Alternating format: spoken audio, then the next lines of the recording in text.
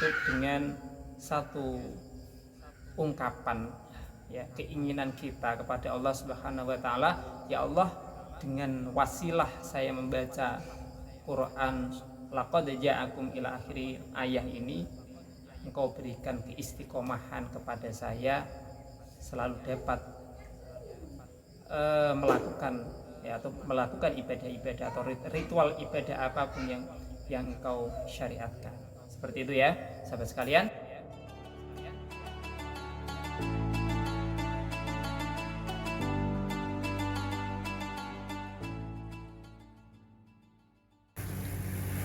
Assalamualaikum warahmatullahi wabarakatuh. Bismillahirrahmanirrahim. Alhamdulillahirabbil alamin. Wassalatu wassalamu alal mab'uutsi rahmatan lil alamin wa ala alihi wa ashabihi wattabi'in wa tabi'it tabi'in lahum bi ihsanin ila yaumiddin. Amma ba'd. Sahabat sekalian yang dirahmati oleh Allah Subhanahu wa taala, semoga kita selalu mendapatkan perlindungan dari Allah Subhanahu wa taala dan selalu beristiqomah dalam beribadah kepada Allah Subhanahu wa taala. Oke, pada episode kali ini saya akan meneruskan dari episode sebelumnya perihal hikmah ataupun manfaat dari zikir laqad ja'akum rasulun min anfusikum ila akhiril ayat. Tentunya sahabat sekalian sudah menyimak semuanya, dan Pak insya Allah kalau kiranya belum bisa diamalkan, saya berharap kita bisa mengamalkan, bisa berlatih untuk terus mengamalkan, karena pada Quran surah atau bahasa 128 129 ini masih banyak hikmah yang akan saya sampaikan pada kesempatan kali ini.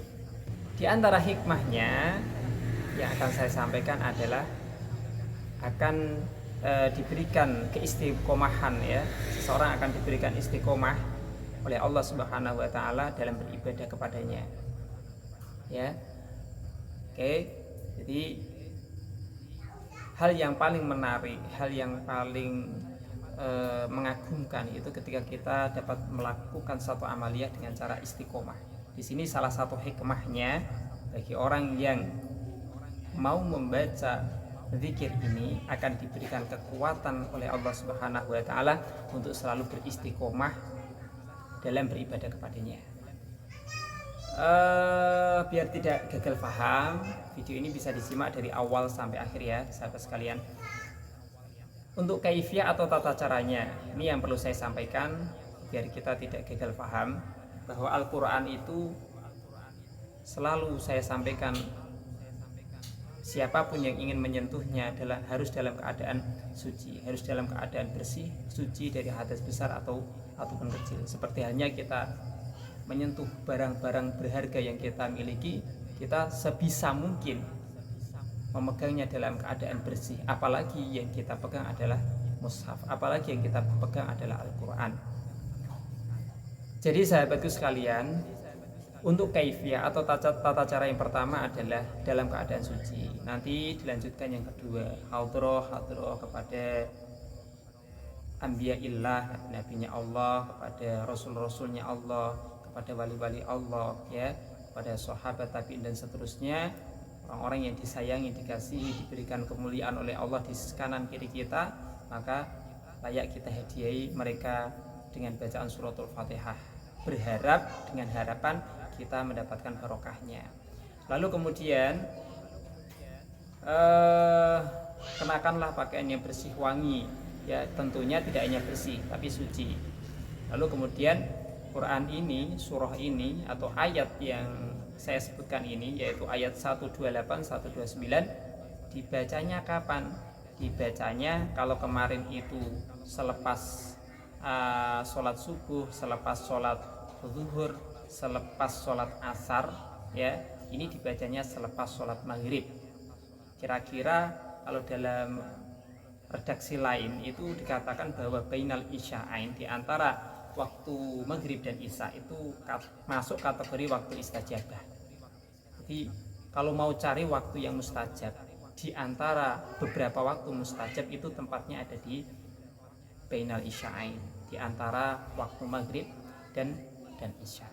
Kemudian membaca Quran surah At-Taubah ini, ya, ayatnya 128 129. pakai basmalah, pakai ta'awud, tidak apa-apa ya. Kita mengikuti satu pendapat yang mengatakan itu adalah jawaz, diperbolehkan, karena kan ada di pertengahan ayat. Lalu kemudian tutup dengan satu ungkapan ya, keinginan kita kepada Allah Subhanahu wa taala, ya Allah, dengan wasilah saya membaca Quran laqad ja'akum ila akhiri ayat ini, Engkau berikan keistiqomahan kepada saya selalu dapat melakukan ya, atau melakukan ibadah-ibadah atau ritual ibadah apapun yang Engkau syariatkan. Seperti itu ya sahabat sekalian. Semoga melalui video yang tidak begitu panjang ini, saya pribadi bisa mengambil manfaatnya, juga Anda sekalian kiranya bisa bermanfaat, bisa di subscribe, bisa di like, ataupun komen-komen yang positif, atau juga bisa di share ke orang-orang terdekat. Begitu ya sahabat sekalian. Jangan lupa istiqomah itu sesuatu yang lebih berharga, meskipun sedikit daripada banyak, tetapi kita tidak beristiqomah. Saya akhiri. Wassalamualaikum warahmatullahi wabarakatuh.